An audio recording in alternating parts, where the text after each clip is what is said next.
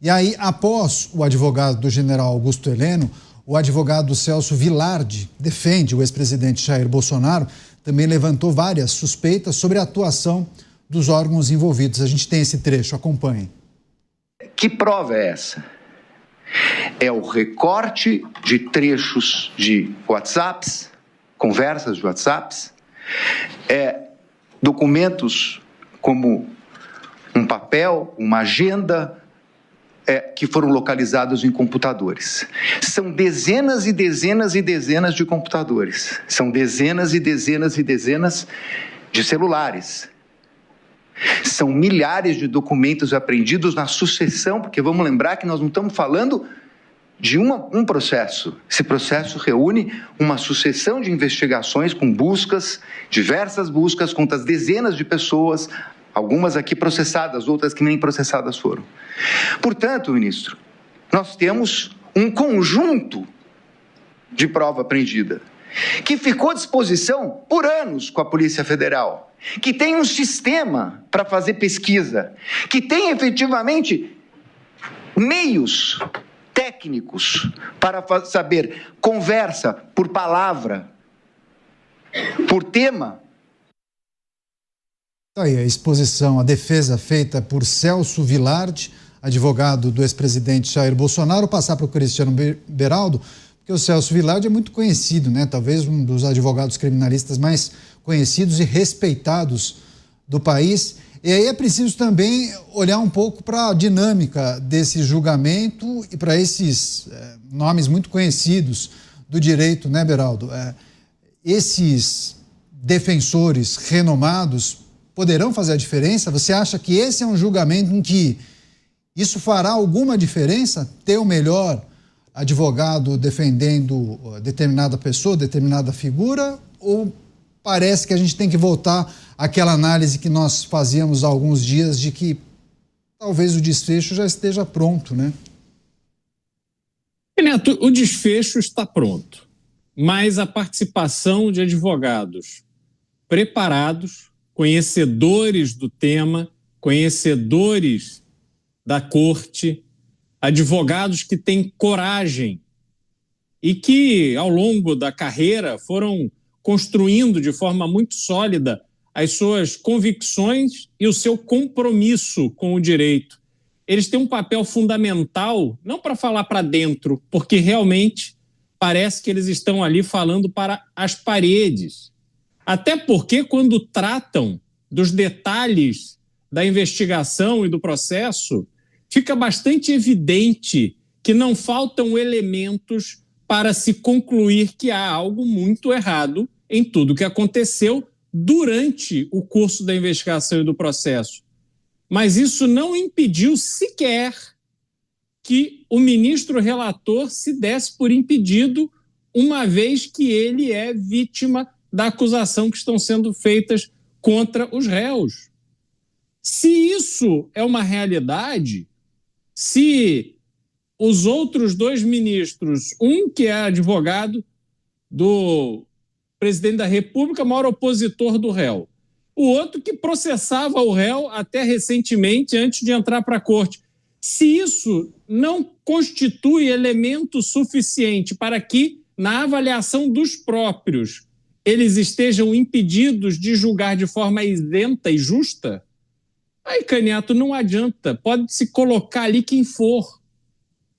Não haverá absolutamente nenhuma consequência para dentro, mas haverá para fora. Essas palavras, essas colocações, esse julgamento que está sendo assistido por tanta gente ao vivo, essas pessoas estão ouvindo e sendo confrontadas com a realidade que o devido processo legal não se aplica nesse caso. E, aliás, o devido processo legal não se aplica desde que os juízes, por convicção própria ou do colegiado, achem que há algo maior a ser defendido. Se há algo maior que justifique para eles, não com respaldo na Constituição, então tudo vale, tudo é possível. Então, Caneto, eu sinceramente acho importantíssimo que esses juristas participem, mas do ponto de vista do resultado do julgamento, eu acredito que haverá muito pouca consequência. Pois é, e o advogado de Jair Bolsonaro, o doutor Vilardi, fez uma exposição, inclusive, atacando pontos cruciais e muito importantes da denúncia e do parecer feito pela Procuradoria-Geral da República. Em dado momento, ele menciona que a legislação brasileira exige, para o crime de abolição do Estado Democrático de Direito, o uso da violência e que o Brasil não pune atos preparatórios, ao contrário de outros países como a Alemanha, por exemplo. E aí também ele menciona a dificuldade em conectar Jair Bolsonaro aos atos de depredação do dia 8 de janeiro. Enfim, foi uma defesa muito importante. Vários juristas, inclusive, elogiaram a exposição feita pelo doutor Vilardi, mas também tem essa dificuldade de muitos, viu, Mota? Será que isso fará alguma diferença? Talvez o mais brilhante advogado, a mais importante defesa, exposição, sustentação oral feita durante uma hora, será que isso poderá alterar a percepção do juiz a respeito desse processo, a respeito da participação ou a eventual participação do cliente daquele advogado nesse processo? É a dúvida de muitos. Eu acho que isso terá, sim, algum resultado, Caniato. Eu não sei qual, nem sei quando. Mas a gente pode desafiar a lógica, a realidade, durante muito tempo, mas não para sempre. Vamos ver aqui, no Código Penal, a definição de 2 crimes. Primeiro, abolição violenta do Estado Democrático de Direito. Artigo 359-L. Tentar, com emprego de violência ou grave ameaça, abolir o Estado Democrático de Direito. Com emprego de violência ou grave ameaça. Vamos ver agora a definição do crime golpe de Estado, o artigo 359-M. Tentar depor, por meio de violência ou grave ameaça, o governo legitimamente constituído. Bom, se tudo o que os golpistas fizeram foi conversar sobre o golpe, não há violência nem grave ameaça. Não, mas isso não tira a gravidade da ação, foi uma afronta ao Estado Democrático de Direito. Pode ter sido, companheiro.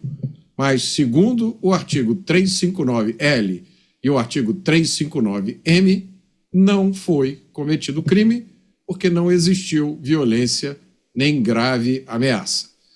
Essa é uma questão que não tem tom de cinza aqui. Ou é ou não é, como sempre valeu aqui no Brasil. Se essa questão tivesse sido interpretada no julgamento de vamos supor, um traficante perigosíssimo, um chefe de facção, se juntou com 2 comparsas, discutiu a possibilidade de um assalto ao banco ou de um roubo ao carro forte, a possibilidade de conseguir a condenação deles por causa dessa conversa é zero. Zero. Se a polícia prendesse, levasse para a delegacia, provavelmente os policiais seriam punidos. É o meu palpite. Agora, eu não estou acompanhando todas as falas, Caniato, mas me parece que as falas de hoje são substancialmente melhores do que algumas que aconteceram ontem, né? Ontem parece que teve até advogado elogiando a aparência dos ministros, dizendo que o ministro era atraente. E aí ouvir uma coisa como essa, num momento como esse, empurra a gente meio que para o desespero, né? A gente pensa, não, aí realmente acabou tudo. Mas hoje o advogado de Bolsonaro falou, e eu acho que ele falou muito bem. Ele apresentou pontos concretos, ele disse que não teve acesso em tempo hábil às provas e nem tempo suficiente para analisá-las, disse que a defesa não teve acesso às provas durante a instrução do processo. Segundo ele, são milhares de documentos obtidos em diversas buscas contra dezenas de pessoas, material que ficou, segundo ele, durante anos à disposição da polícia, que pôde analisar, usar todo tipo de ferramenta, montar todo o tipo de argumentação. E aí ele disse, eu, pela primeira vez em 34 anos, não conheço a íntegra desse processo. Eu não conheço o conjunto da prova, porque não teve acesso a isso em tempo hábil e nem teve prazo suficiente. Olha, no mundo que eu conheço da segurança pública, do combate à criminalidade no Brasil, eu garanto a você, se o julgamento fosse de um traficante, de um sequestrador, de um estuprador, acabava aí. Tudo anulado e ainda haveria punição para quem participou dessas investigações.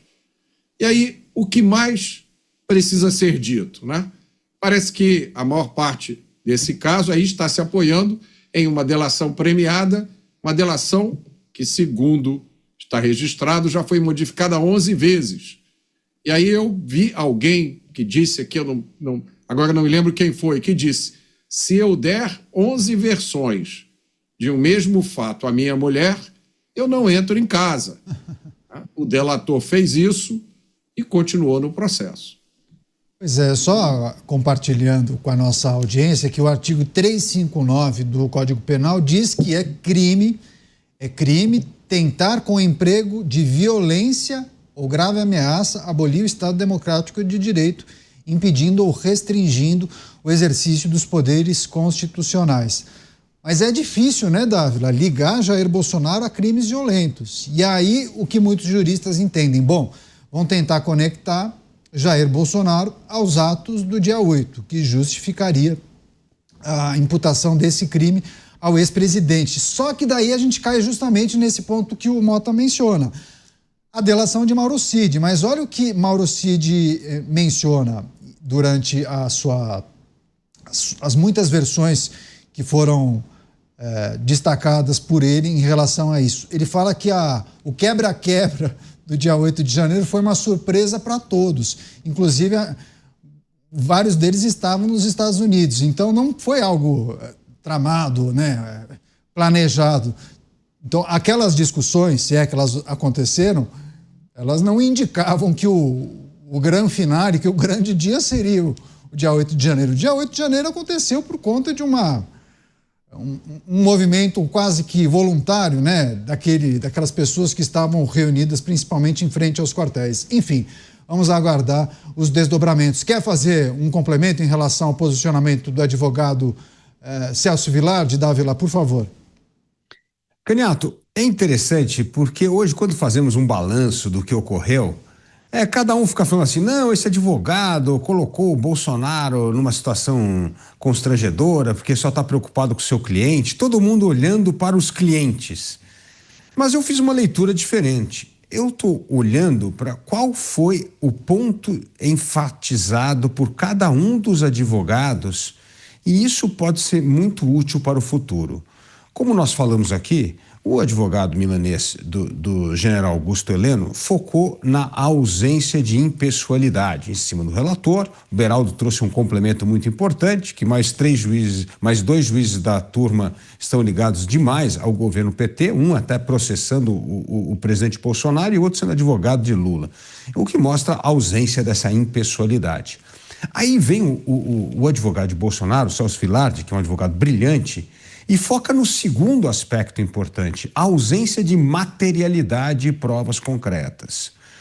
E aí tem 2 pontos. Primeiro, o que você acabou de mencionar, que pode ser resumido pelo próprio ministro da primeira turma, Luiz Fux, que disse: vejo com muita reserva 9 delações do mesmo colaborador, cada hora acrescentando uma novidade. Ou seja, ela é inconsistente para trazer a tal da materialidade.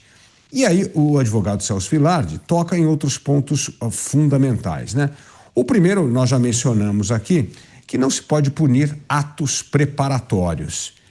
E aí, na ausência de materialidade e não podendo punir atos preparatórios, ele ainda defende o seu cliente, dizendo que se ele fosse golpista, por exemplo, Bolsonaro teria demitido os ministros que se opunham ao suposto golpe, ministro da Defesa, comandante do Exército, comandante da Aeronáutica, e teria substituído por golpistas da gema para dar o golpe, porque não é possível você ter pessoas que são contrárias à ideia de um golpe de Estado e pertencem ao grupo mais íntimo que cerca o presidente da República em questões militares. E depois ele menciona outra coisa muito importante, que foi a atitude do ex-presidente Bolsonaro em ajudar o ministro da Defesa, aí já nomeado por Lula, o Zé Múcio, para escolher os comandantes e fazer a transição pacificamente dos comandantes das Forças Armadas, ainda no exercício do seu próprio mandato. Ou seja, a materialidade destas ações contradiz com a ausência de materialidade de uma delação altamente frágil, como bem disse, inclusive, o ministro Luiz Fux, no seu voto contrário. Isso mostra que esta ausência de materialidade com a ausência da impessoalidade tão importante para julgar, pode ser que não vai mudar o julgamento, como a gente já falou aqui, porque isso aqui é um julgamento político, o julgamento já está decidido. Mas isto reúne um material muito rico e importante para o poder legislativo fazer o seu trabalho de restabelecer o equilíbrio entre os poderes. Portanto, pode não mudar o veredito do caso, mas pode mudar muito, talvez, a apatia, a omissão de muitos parlamentares que fazem vistas grossas para as violações constantes do devido processo legal.